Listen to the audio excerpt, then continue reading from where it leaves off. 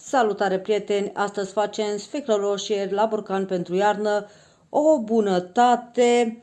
Haideți să vedem de ce ingrediente avem nevoie și modul de preparare. Vizionare plăcută în continuare!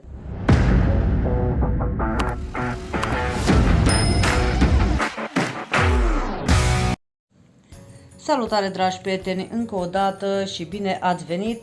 Astăzi o să facem sfeclă roșie la borcan pentru iarnă, o bunătate care putem să o servim cu indiferent ce preparate dorim. Eu am 3 kg de sfeclă care am spălat-o bine înainte și i-am rupt codițele. Mai avem nevoie de 400 ml oțet de 9 grade pentru murături, 2 linguri de sare grungioasă pentru murături, dar nu puneți sare cu o lingură cu vârf, așa mai rasă. Mai avem nevoie de 300 de grame de zahăr și 2 litri de apă de robinet, pentru că o să facem mai târziu marinada pentru sfeclă roșie. Într-o oală mai mare punem sfecla ca să o punem la fiert.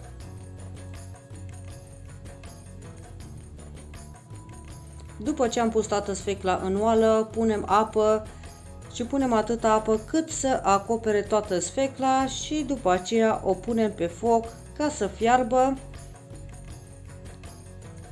După ce începe ca să fiarbă sfecla, o lăsăm timp de 40-50 de minute, dar o mai verificăm să vedem dacă intră furculița în ea. Trebuie să intre furculița în sfeclă, dar nu trebuie să intre atât de ușor, trebuie să intre un pic mai tare, cam 50 de minute, 45-50 de minute. Dacă o lăsăm pe foc să fiarbă, este suficient, atât mi-a trebuit mie ca să se fiarbă sfecla. După care o scoatem, i-am pus într-un strecurici mai mare ca să se stoarcă și scoatem toată sfecla afară la stors.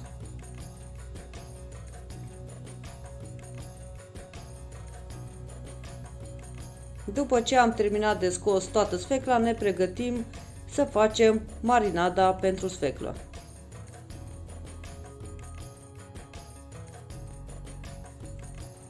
Într-o oală mai mare care o punem pe foc, punem apa de care v-am zis la început, cei 2 litri de apă, în care o să punem zahărul și sarea și amestecăm puțin ca să se dizolve. După care punem și oțetul, îl amestecăm puțin și îl lăsăm pe foc ca să fiarbă. Între timp ne ocupăm de sfeclă ca să o curățăm. Eu mi-am luat mânuși pentru că, după cum știți, sfecla pătează destul de tare și mai ales este și fierbinte, pentru că trebuie să o curățăm caldă. După cum vedeți, sfecla se curăță foarte ușor.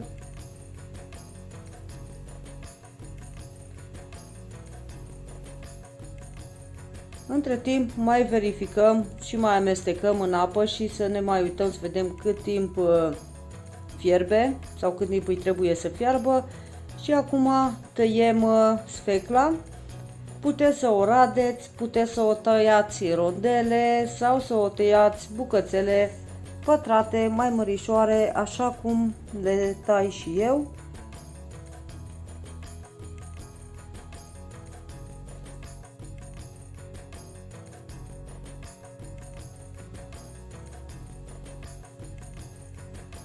Am terminat toată sfecla de tocat. După cum vedeți că am făcut-o bucățele mai mari. Pe o tavă am pus borcanele. Este bine să punem pe o tavă de metal, pentru că dacă punem fierbinte în borcane, riscăm să se spargă borcanele. Și acum începem să punem sfecla în borcane. Mai apăsăm un pic, nu chiar așa tare, ca să se așeze foarte bine în borcane. Și așa procedăm cu toate borcanele până le terminăm. Ia uitați cât de bine arată sfecla noastră. După ce am pus toată sfecla în borcan, luăm marinada și o turnăm peste sfeclă, avem grijă pentru că arde foarte tare și punem până sus la gura borcanului, încercând să punem cât mai multă marinadă, dar să lăsăm și un pic de loc în borcan, după care punem capacul, îl închidem foarte bine și o să-l punem cu gura în jos, cu capacul în jos, mai bine zis, ca să își facă foarte bine acel vid. Eu borcanele nu l-am mai sterilizat, doar l-am spălat și capacele de la borcane sunt noi.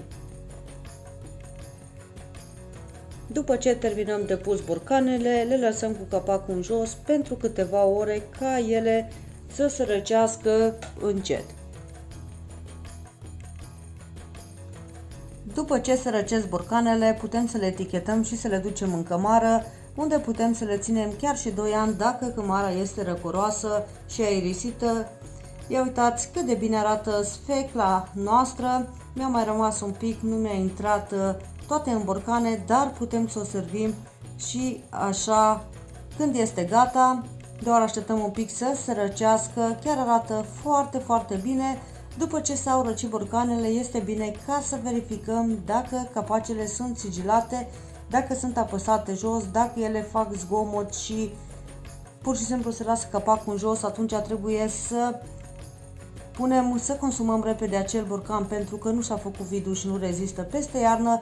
Dacă v-a plăcut această rețetă, nu uitați să-mi dați un like, să-mi lăsați un comentariu și de ce nu puteți să o distribuiți, să vadă și prietenii voștri. Până data viitoare, dragi prieteni, eu vă salut cu respect, v-am pupat, numai bine, ceau, ceau!